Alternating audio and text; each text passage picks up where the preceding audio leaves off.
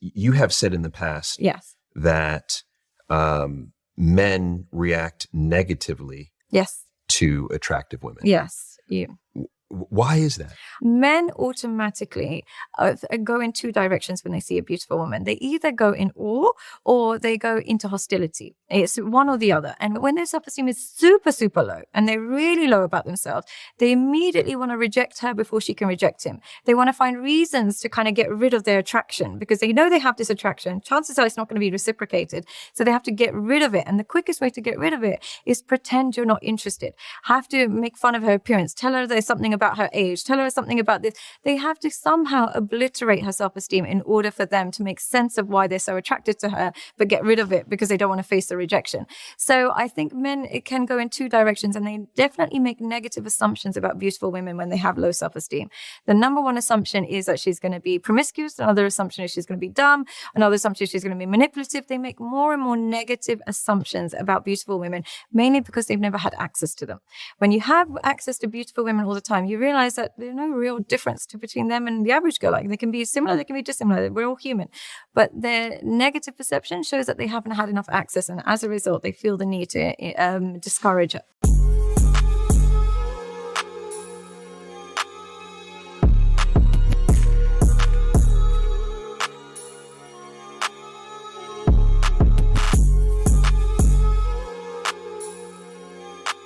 So if you're a young man, yes, actually a man of any age, watching this, and you're single, yeah, and you'd like to be in a relationship, you'd like to be in a committed relationship, what do you advise him to do? Selection is the only thing that will determine whether or not you have a good relationship. And what predetermines your selection is your self-esteem. So if you have high self-esteem, your number one thing is you'll select women that want you. Where men get it wrong is that they forget that women just are very binary when it comes to this. They either like you or they don't. Yeah, it's very, very simple. Where men get it wrong is they pick women in the women that don't like you category and try and buy their love or try and convince her to want him. And then when she finally gets him, he thinks he's like the cat who got all the prizes. He thinks he's so proud of himself. When really having to convince and beg is poor selection in itself. So she just described in detail what we call a simp, ladies and gentlemen. In layman's terms, just don't be a simp, dog. You know what I mean? And that's rule number one in dating, dog. I remember when I was in these streets, bro, I remember being asked that by women specifically. I remember having that conversation specifically when I was out here doing my thing. Like, what's your type? My type is who like me. I know that's going to sound real vague and real general, but it ain't like that, dog. You can't just have it opened all the way up to whoever like you, bro, because then you find yourself in trouble with like some trolls and some Oompa Loompas that like you. No, you don't like them, but that should definitely be the door, the prerequisite. They have to like me, and then after that, I can screen them physically and mentally. And, you know, filter the ones that I want, dog. But if she don't like you, you do them from the start. You feel me? I mean, there are these cases of where, you know, women may not have been initially physically attracted to somebody, and it took the man opening his mouth and stimulated her mind. And then you have these, you know, one-offs, right? These outliers. But for the most part, bro, as she said, they either fuck with you or they don't. And you out here simping to get the girl to like you, then it's raps, bro. Because first of all, women don't want to be no simping. Why the hell would you want to buy somebody and persuade someone to like you if they don't, bro? There's going to be somebody else there that does. You feel me? And that's definitely a confidence issue, a security issue. That's one of the most important things every man has to have to be out here fending for himself when it comes to love, work, life, whatever the fuck. You need to be secure in your shit. And that requires confidence. Man, you know, there's a lot of things that men could do for themselves to make themselves confident. You know, get your ass in the motherfucking gym. But I digress. Yeah, confidence is key, bro. Confidence will get you through a lot of shit, dog. A lot of shit, bro. You know what I mean? Not an asshole, not a cocky motherfucker, but being confident and not being timid and being like a bitch, because don't no woman want no weak man, dog. So like even if you confident in your ugly, you confident in your fat, bro, that you got a better chance of getting a motherfucker than you being insecure, cause But, really you need to, get into the gym and not be fat or do something about your ugliness and highlight your attributes. You feel me? But dope conversation, man. Anyway, let's continue. My number one advice to men is forget women who are not into you. Just, they're a waste of your time. Focus on the women that are into you. Select wisely amongst those. Don't compromise on attraction, right? But the underlying thing is how much she's invested into you and how much she loves you. After you've chosen from women that like you, have a look at their moral compass before you. So what was the best predictor of future relationships, unfortunately, is past relationships. What was her relationship like before you? Were they very chaotic, very, very disruptive? Was there a lot of infidelity? Have a look at it. No one's going to be perfect. Absolutely no one's going to be perfect. But if she engaged in behaviors that you believe were non-negotiables, you believe that maybe she did some things or she had a pattern or something that you believe is a non-negotiable, maybe she was really disrespectful, whatever it was. If it's a non-negotiable and she really likes you, still it's not going to work. But if she likes you a lot and her previous relationships and her previous patterns have shown that she has mistakes like everybody else, but it's not non-negotiable. She made a few mistakes here and there, but it's not a non-negotiable. It's not something that's going to break down the relationship. That's your woman. You believe men should be married. Absolutely. You believe there's strong benefits to having a wife. Absolutely. There's strong benefits to the values of marriage, not just being married. If you're a man that just enters marriage but then behaves like an unmarried man, there's no point you being married.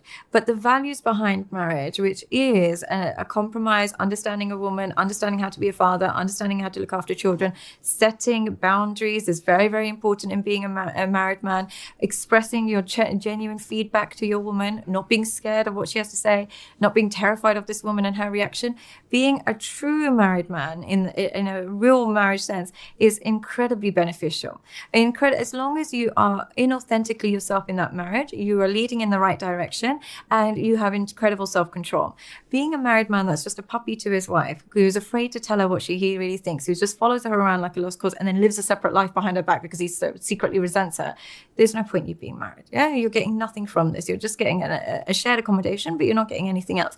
So the true values of marriage, I think, benefit men more than they do anyone else. And the reason being is men have a lack of a circle where they can express themselves and be themselves.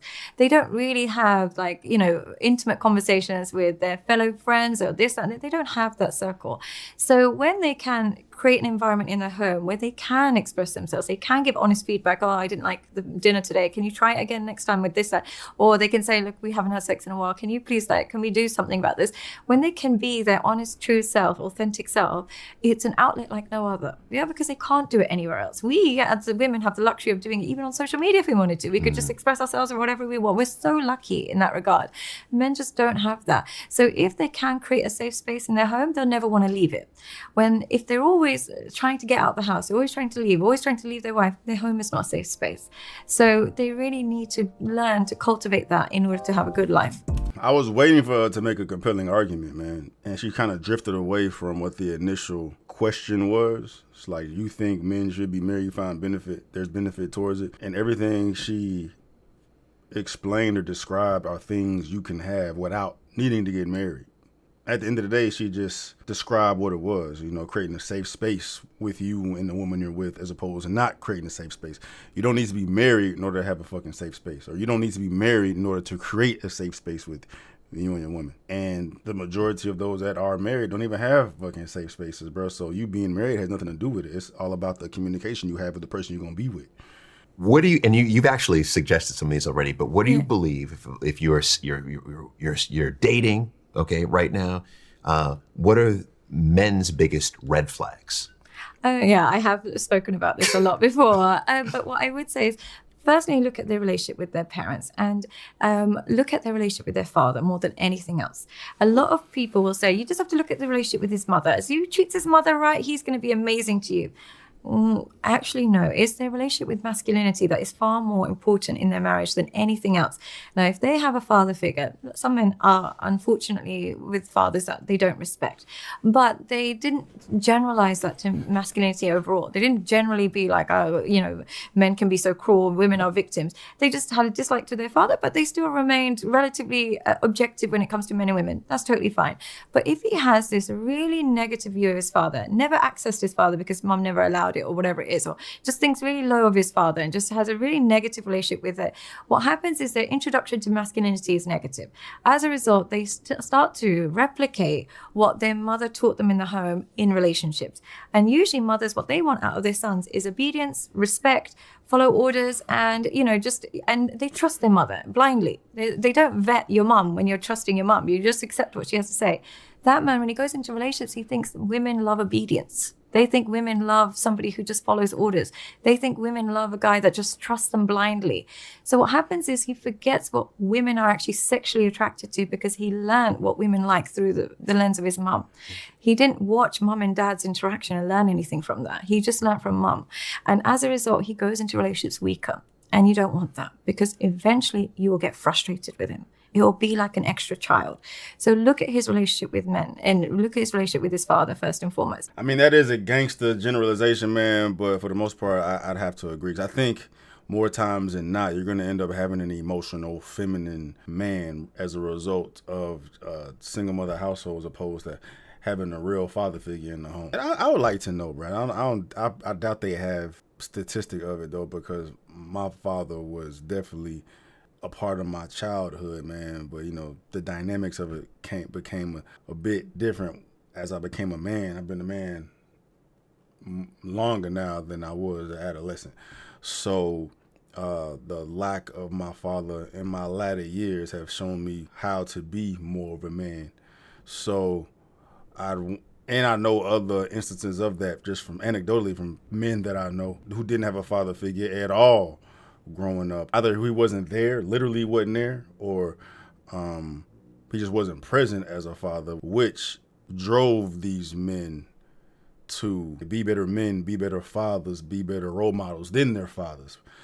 So, I would like to know, y'all let me know in the comments if y'all identify with what I'm saying, because that is a driving force for a lot of men. They use that as fuel and motivation to be better versions of men than their fathers were. But at the same time, like, how do they know what a real man is supposed to look like, what a father is supposed to look like, if they were never shown that at all? So that is a valid point she's making. So that's why I have to tend to agree with the generalization more times than not.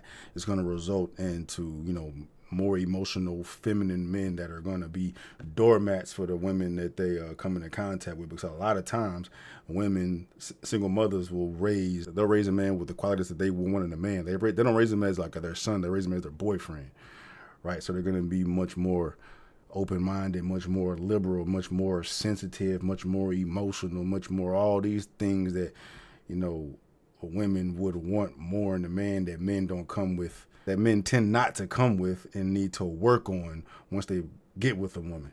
This is actually one of the things I found most fascinating, is your positioning on attractive women. Yes. Okay. Do you think that it's hard? Well, actually, what is an attractive woman? Here's what I would say true attraction is that their beauty can surpass their demographics. And what I mean by that is some girls are only beautiful in their area. Some girls are only beautiful to men of the same race. Some girls are only beautiful to men of the same age. Truly attractive is universal. It's something that we can put on a billboard in every country, Gucci campaign across the world. Everybody will stop and look when it's a particular supermodel. It's universal. So I think true, highly attractive, not everybody can be attractive, but hyper attractive is when it's universally appealing across demographics. Age, race, gender, most people can universally agree this person would cause me to stop scrolling and pay attention. That's what it's not just your culture. It's not just your race or your age. Everybody can agree. Would you agree? That's true attraction. That's truly high level of attraction. Is that just physicality, or are there behavioral traits in there too? I would say, look, essentially, when I first started social media, my motivator was I'm so bored of seeing beautiful women who I don't know what their voice is like. I'm so bored of just seeing beautiful girls, endlessly beautiful. I can't tell you what their voice sounds like because they don't talk. They just post pictures of them online in sexy outfits, and yet they got 1 million followers. I was bored of that. And I was just like, oh God, I really can't see this on my feed anymore. So part of me was like, I just want to know what they talk about. what that taught But that's me is funny though, bro, because the dudes don't give a fuck about what they talk about, which confirms their whole point. They get all this attention. All the attention you talk about is like the male gaze. I mean, you get women in there, they be trying to like, oh, you go, girl, whatever the fuck. But at the end of the day, it's the male gaze that be paying, dog. And men do not give two fucks about what the hell they saying. It's all about what the fuck she look like, bro. You know, they're not trying to marry these hoes. They trying to. So it's funny you hear a girl talk about, I want to hear what they think. I want to know what they know. I want to hear them talk. Like, the dude don't give a fuck, bro. Just show me that ass. Shut the fuck up. You actually don't need a personality to be seen as attractive. At all. Because there's girls with 1 million followers who have not released one thing about their personality online. I've never seen them speak about anything, and they make millions on brand deals. So I do think we'd like to believe it's very much personality linked. It helps, of course. Elegance, class, speaking, all that helps. But just look at the average influencer. Sometimes they talk rubbish, and they still have endless brand deals and endless followers. So I think it's idealistic to think that personality matters as much when it comes to attractive. Objective beauty is objective beauty. It's different from men to women, though. Personality means a lot more to women. Because men are visibly driven, right? You can have your male that's attractive to all women, I guess, but the way that they are up here is going to influence them a lot more than what it would for a woman with a man. Men, like I said before, men don't give two fucks about what this girl thinking, what she do, what she know, what her motivations are, what her goals are, what her aspirations are. Like, nah, I'm just trying to look at that ass. A woman trying to think about how would it be to be with this motherfucker? How would he be as a man?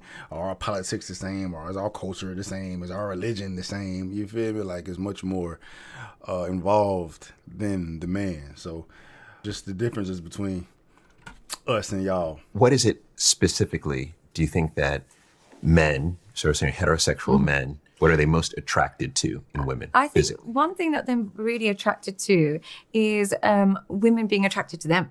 So all she has to be is an attractive woman, and if she gives them a glimmer of hope that she likes him, automatically she's a supermodel in their eyes. So I do think reciprocity is like that. But generally speaking, men have different types. Yeah, they come in different types. Blonde, blue eyes. It can be a curvy brunette. It can be all different types. So I don't want to speak on behalf of what all men find attractive, but I genuinely think all men generally find attractive is an element of beauty with sex appeal. Too much beauty with no sex appeal is nice, but they won't stay interested. Too much sex appeal with no beauty, again, nice, but it's replaceable. It's a combination of beauty with some element of sex appeal. Now, that can come from their inner personality, their aura, so and so, but they need that in equal measure in order for them to be truly mesmerized by a woman. Okay. Can you answer that for me? What do men find attractive? Okay, yeah, I think it's the sliding scale. Again, you know, there's so many different elements to it. There's so many. I like what you're talking about with regard to beauty and sex appeal. Yeah, and there's a combination. Beauty and sex appeal. Yeah. I think also there's, you have the sapiosexuals out there that want to be intellectually stimulated. Yes. You have others that double down on the physicality. Yeah. It's interesting. Extreme instances, bro. How many goddamn sapiosexuals are out there, bro? And I think that's bullshit anyway. It ain't no motherfucking sapiosexual, dog. It's the reason why they talking that bullshit, bro. You find something attractive about somebody, right? Or you just coming up with a reason not to find anybody attractive because your ass is getting dog because you fat and out of shape or something, right? You like something's off. Right, so yeah, y'all sapiosexuals, really y'all opinions don't fucking matter because y'all not reflective of society, right? You just double down on like physicality, bro. You just asking for it. You just asking for a fucking bomb to blow up in your face if all you worried about is this bitch's beauty. Right, that's what happened to a lot of men, dog. See some ass, see some titties, you don't care about what the fuck going on up in here, and then, you know what I'm saying, you broke. Ain't got shit to show for it because she took everything. Y'all better find y'all's balance. Y'all better go on that scale, bro. You know, sex appeal, beauty, brains. Can she cook? Do she got values? Is she smart? You know what I mean? I was like, oh my gosh, she's brilliant. Do men like intelligence? Like, because I get lots of nice comments and stuff, but when I speak to men and actually see who they're madly in love with, it will be some bimbo that they met and they're just madly, like, I find like men with low self-esteem are just so excited to have a beautiful woman. Whether she has a brain cell or not is not relevant.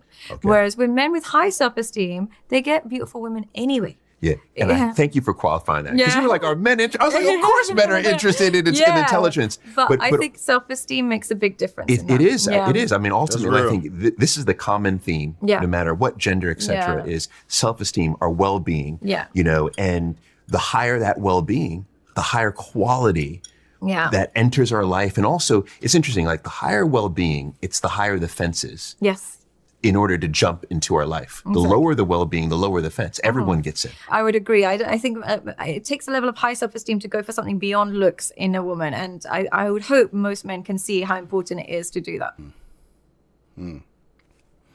Well, that's a tough one there. Because I agree with everything they're saying, man. But it's definitely deeper than that, man, because you come out here and just say, don't allow a woman's beauty to dictate everything. But at the same time, like, how many men out here have access to beautiful women? Shit, none. I mean, comparatively, right? Most men got to take what they can get, dog. So they get a beautiful bitch. All right. Well, she bad as fuck. But then she dumb as hell. You know, she a liability, she costs me money, whatever. Like, the beauty that fucking important because they're not used to it, right?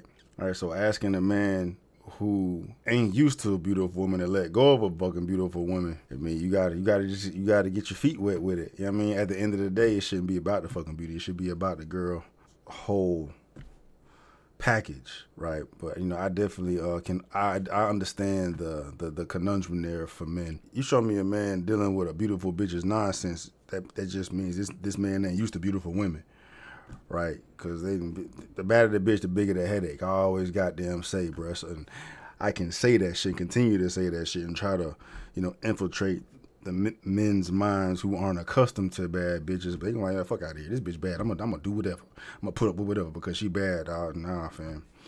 That should be not the least of your concerns, man. But, you know what I'm saying, how she is as a person.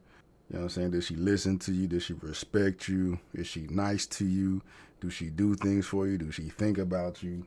Right? You know, beautiful women ain't got to fucking deal with that shit. And only motherfuckers they gonna reciprocate with are men that are above them. Right? So they gonna just drag the peasants through the mud, man. So, like, if you know this woman is out your league, you should probably leave the bitch alone. Right? And find somebody that's more your speed so you have a fucking happier life. Right? Badder the bitch, the bigger the headache, bro, because they're accustomed to a certain way of life. They got the superhero lens, bro. You can't tell a bad bitch shit. The only motherfucker that can tell a bad bitch shit is a motherfucker that can put that bad bitch in her place. And if you ain't that type of dude, leave these hoes alone. You know what I'm saying? You try to get your tip with. You know what I'm saying? You can play with them a little bit. You feel me? But trying to wife one up, don't do it. Do not do it, bro. Do not do it. That will be the end for your boy. Anyway, dope video.